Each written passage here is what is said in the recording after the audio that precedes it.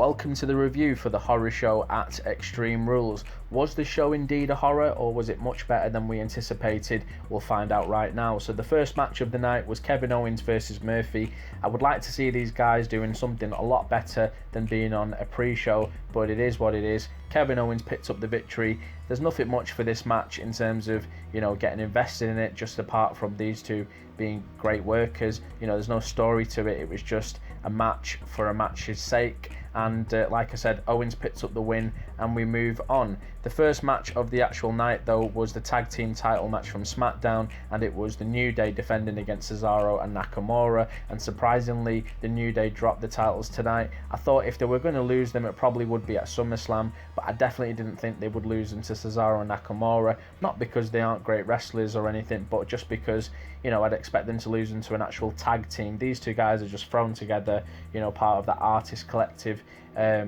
group with Sami Zayn. Of course, Zayn isn't on TV. Look, they've won the titles. It's not the worst decision in the world. At the end of the day, they're better than anything else they've got in this tag team division. I mean, there's not much else going on, is there? I can't really think of another tag team off the top of my head, but the win happened tonight, and it was quite impressive the way they finished this match. There was the power bomb through the table. It reminded me of the spot from the Royal Rumble in 2000 where Bubba Ray Dudley powerbombed Matt Hardy on a table that was stacked on a steel steps on each side. So that's what it reminded me of, but impressive way to finish the match and a good way to start the show. Second match of the night was the SmackDown Women's Championship match, and it was Bayley against Nikki Cross. I don't think anybody expected a Nikki Cross title win. Bayley picks up the win and moves forward now, suppose eventually into this feud with Sasha Banks that we expect. There was not much dissension, I'd say, between the two tonight. It was just a straightforward match and a title defense, and she moves on. Next we move on to MVP's supposed match with Apollo Crews. Basically he talks about something to do with Bobby Lashley and Apollo having to forfeit.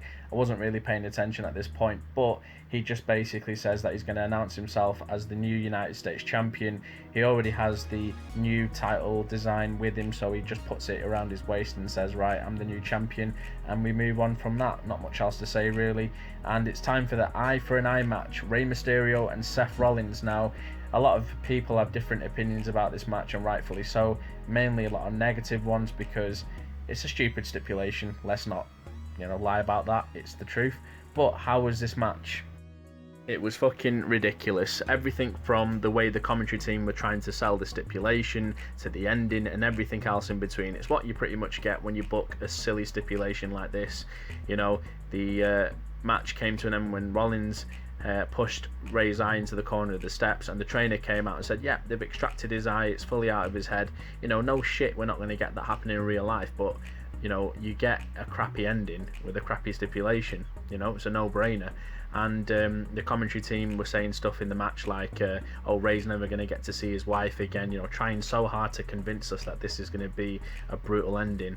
And also you had at the start Rollins come out with the pliers to the ring, and Tom Phillips say nobody's ever done this before. It's just ridiculous. I'm sure a lot of you guys will have feelings on this match in the comments below, so chime in, let me know what you think. Did you think this was as bad as I'm saying, or was actually there any fans out there who enjoyed this? Then it was time for Sasha Banks to have a shot at the Raw Women's Championship against Asuka. This match was great, as you'd expect, up until the ending, and that's when it got WCW 2000 like. So we had Sasha Banks in the ring tapping to the submission from Asuka. Bayley interrupts, referee gets her out of the ring, and then Asuka spits the green mist and it hits the referee. Bayley takes the referee's shirt off, puts it on, and counts the three count for Sasha Banks, and apparently she's the champion, so she takes the title with her. What the fuck is this? I mean, what are they actually thinking with this ending? The pay-per-view has already got a stigma around it in terms of the eye for an eye match and all that sort of stuff, and this just adds to it straight after. It's like, what are they doing? But is it really a surprise? I'm really beginning to think that WCW 2000 is really on a par to this year in this company. It's really close for me. Drew McIntyre and Dolph Ziggler next for the WWE Championship. So we found out what Dolph Ziggler chose for his stipulation, and it was a Extreme Rules match, but only for Dolph Ziggler. So McIntyre had to wrestle a WWE rules, but Extreme Rules for Dolph. So it was quite inconsistent in terms of what McIntyre could do. So he wasn't able to suplex Ziggler, according to commentary, through a table that Ziggler had set up, but then he could rearrange the announce table and try to suplex him off it. You know, it's just one of those things. The inconsistency of this storytelling at times is just annoying, but you know, it is what it is. And this match was okay, nothing more than that, but in the end Drew picked up a victory and retained. And then it was time for the main event. So this was the swamp match between Braun Strowman and Bray Wyatt. So this is classic Bray Wyatt from the original gimmick. You know, when Vince McMahon says that, quote, WWE make movies, well, I think this is his best example to date of, you know, them attempting to do that. I'm not saying for 1 minute that this was a great match, because if anything it was similar to the John Cena Bray Wyatt match at WrestleMania, where it wasn't so much a physical match, it was more so them telling a story, you know, like a movie, as obviously I've mentioned.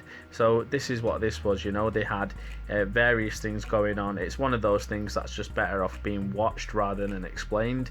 But in summary, we saw a man on fire. We saw Bray Wyatt completely going back to old school Bray. We saw Braun attacking himself, so the old school Braun version. We saw Alexa Bliss in a form as Sister Abigail, I'm guessing, you know, because she's had that history with Braun Strowman when they've teamed together. There were a lot of little snippets in this match which were interesting, I suppose, but you know, it's a completely subjective point of view whether this match was for you or not. You know, just like the Cena match at Mania, a lot of people liked it and disliked it, so I guess you have to you know, choose on that for yourself. Bray Wyatt wins this match though. He pulls Braun Strowman into the lake and then he transforms into the Fiend from there. So it's obvious this sets up their match for SummerSlam, which we've kind of telegraphed, I suppose, a couple of months ago. So yeah, that was the ending to the show. All in all, this definitely wasn't a terrible show, but it wasn't a great show. It was in between. I'm not too sure what to rate it. I'd probably give it a 5 out of 10. You know, there were some good points, but there's some equally bad points, which for me just, you know, are the highlights of this, unfortunately. So the terrible ending to Bayley, Sasha and Asuka, and then the WWE Championship match wasn't great. I thought the Rollins Mysterio match was complete garbage, and the rest of it, you know what, I've just finished watching the show and I can't hardly remember. So let me know what you thought of this in the comments below. Please like, comment and subscribe and turn the notifications on, and I will see you in the next video. See you soon.